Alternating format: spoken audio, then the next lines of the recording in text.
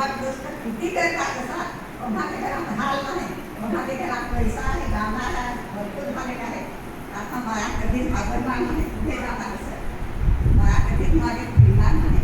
तेव्हा पण कसं आहे आम्ही डॉक्टरचे आहे त्यामध्ये सत्य चांगलं आहे ते काम एकाही पहाटे सुटतात आणि स्वयंपाक बनवतात आणि कंपनीत कामाला जातात, कोणी शेतीवर कामाला जातात, लोक काम करून घरात येतात, मुलांना पाठवतात शाळेत, कोणामध्ये चांगले संस्कार करतात. सर्व सर्व आपण फार झालेले आहेत. सर्वांचे मी फार फार मनापासून आभार मानते आणि ते माझ्या बोलायची संधी दिली त्याबद्दल मी माझ्या बोला भारी बोलायचं नाही.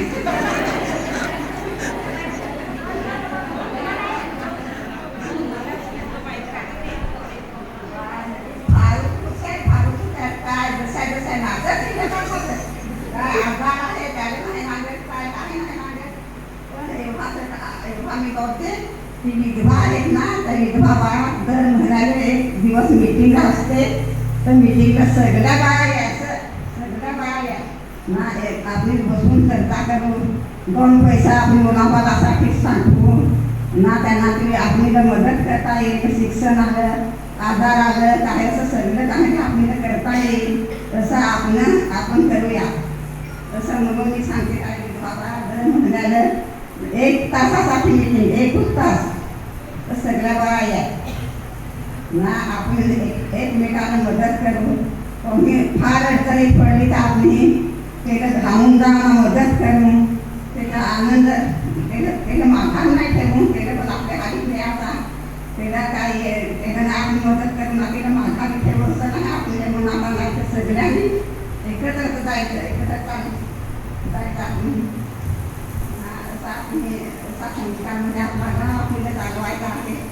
म्हणजे बाया चालवत आहे तसा पुरुष माणूस ना तर थोडं कमी आहे. विधवा तिथे आपल्या गावामध्ये बाया आहेत, म्हणजे पुरुष कमीच आहेत, बाया जास्ती आहेत. आपली बायाने ती ठेवायचं आहे, एकत्र आपली हा गाव आपली प्रेम यायचं आहे ना. मुलाबाळांना चांगलं द्या, मुलाबाळांना चांगलं संस्कार द्या. तुम्ही चांगलं त्याला बोला. आपला मुलगा हवा ना, तो मुलगा पण आपला मोठा हवा कधी पण आईजवळ येऊन बसतो ना, वडिलांजवळ तो नाही जात, आईजवळ येतो बसतो आणि तो विचारतो का आई मम्मी मला एवढे पैसे पाहिजेत, मला आता शिक्षणाला जायचं, मला इथे कुठे जायचं आहे, हे सगळं ते आईलाच तो बोलतो.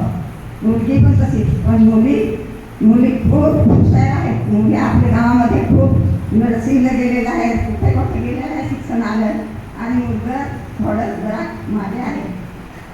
त्यामुळे म्हणजे मुलाला पण तुम्ही जवळ घ्या आणि त्यांना सांगा काय असं एक मुलगा तुला दाबून नाही चालत, नाही पुढे जायचं आहे, तुला लग्न करायचं आहे, तुला संसार करायचा आहे, माझ्याकडे पैसे नाही, मी तुझं लग्न कसं करून देईन, काय करायचं असं मुलांना समजवायचं आणि पुढे आपण जायचं आहे. पुन्हा एकामेका मदत करायची. आपण हे बायांना तुझं नको मानू, तुझं कधीच मानायचं नाही. मी आमचे माझाच सांगते, मी कधीच मी टेन्शन नाही घेत. मी टेन्शन माझ्या डोक्यात आणतच नाही. कशाला टेन्शन आणायचं, मी एकटी राहते ना. माझ्या मुली सगळं मुली मला देतात. माझं जामाय चांगलं आहे, ते येऊन बघून जातात, माझं सामान बनवून देतात, सगळं म्हणतात. कशाला टेन्शन घ्यायचं, मी टेन्शन नाही घेत. मला टेन्शन कसं टेन्शन आहे मला माहीत पण नाही. तशी मी राहते आणि चांगली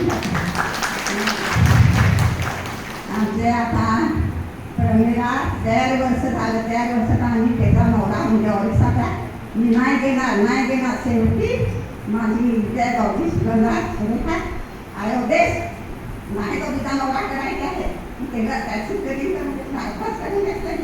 शेवटी मी माझ्या घरात लगीन करून घेतला नाही. तो तिचा नवरा एवढा मोठा नाही चांगला काय बघा लगेच 15,000 मोबाईलवाला मी असं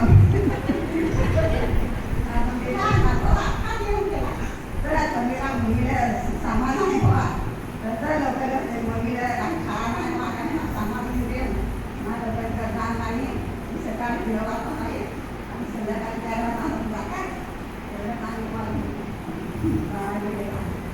मी तेवढ्या आनंदी आहे.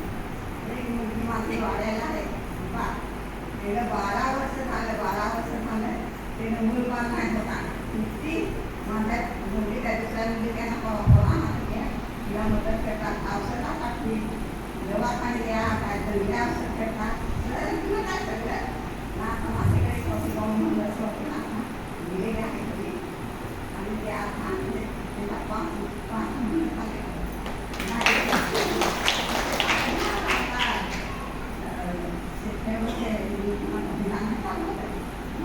होतं ना तेव्हा माझा तो काला मॅक्सिमम मारत होता ना काला